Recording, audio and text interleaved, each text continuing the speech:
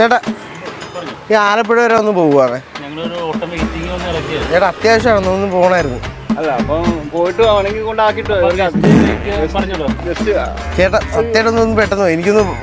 പോയിട്ട് കുറച്ച് പരിപാടി ഉണ്ടായിരുന്നു ഇല്ല ചേട്ടാ അങ്ങനെ ഞാൻ ഇവിടെ ഒന്നും ഇടത്തൊന്നും ഇല്ല ചേട്ടാ എന്തുകൊണ്ട് വയറ് ഒട്ടുമേല അതുകൊണ്ടാ പറഞ്ഞു എവിടെ